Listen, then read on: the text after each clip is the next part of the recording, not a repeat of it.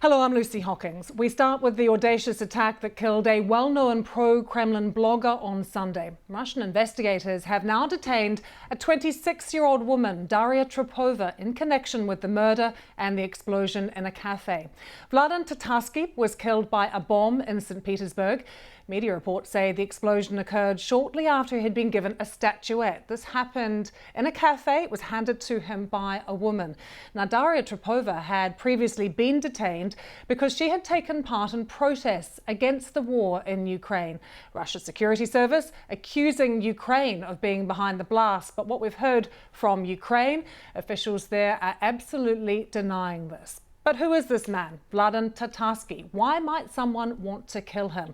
Well, for a start, it's not his real name. Tatarsky is actually Maxim Fomin, an ultranationalist. He's got links to the hard right and to other politicians in Russia as well. And his rhetoric has been extraordinary at times, sometimes very heavy criticism of Russia's so-called military operation in Ukraine. So it's fair to say that he may have enemies on both sides. Either way, though, we do know that he is hugely influential. He's got 500,000 followers on many social media platforms, including Telegram. So let's take you live to Kyiv. Our correspondent Hugo Bachega is there for us, and also live in Moscow is Will Vernon. And well, if I can start with you, tell us more about Darya Trepova. What do we know about her? Yeah, quite a lot of developments here today. So what we know so far is that Darya Trepova, a 26-year-old woman from St Petersburg, was detained today by Russian authorities in connection on suspicion of involvement in yesterday's bombing. This was an explosion in a cafe in St Petersburg that killed Vladlen Tatarsky, as you were mentioning there. Now, it's not clear at this stage to what extent Darya Trepova is considered a suspect.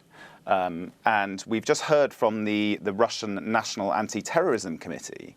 They released a statement claiming that Ukrainian intelligence agencies planned this attack and that it was carried out or some way linked to people involved with Alexei Navalny's organization. Now, that was a slightly surprising addition to the statement. But as you'll remember, Alexei Navalny, Russia's most famous opposition leader, currently in prison in Russia, serving a long prison sentence on charges widely believed to be politically motivated. And his whole network, or at least the network that he used to have, his organization is outlawed in Russia as extremist. And we've also heard from the Kremlin, also commenting on yesterday's incident.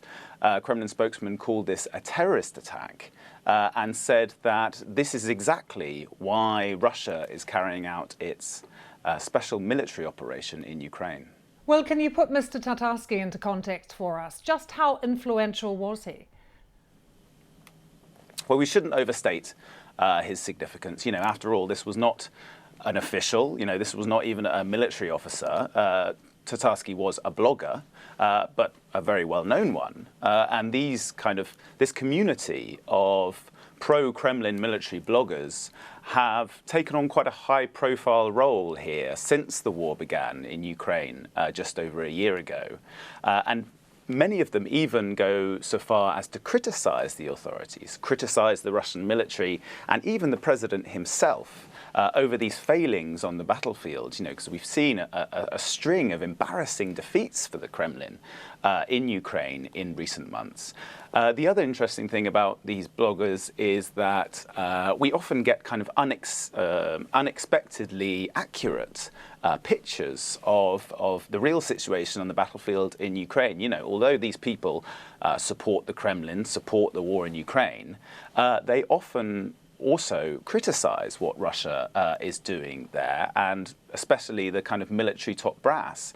One incident we saw last week was when several kind of official sources, Russian government social media accounts, things like that, posted a video allegedly showing Ukrainian soldiers harassing civilians. And it was then clear pretty quickly from open source information that that video was fake. And the pro-Kremlin bloggers, were writing about this, were saying how embarrassing that, the Russian authorities have put out such a kind of crudely faked video.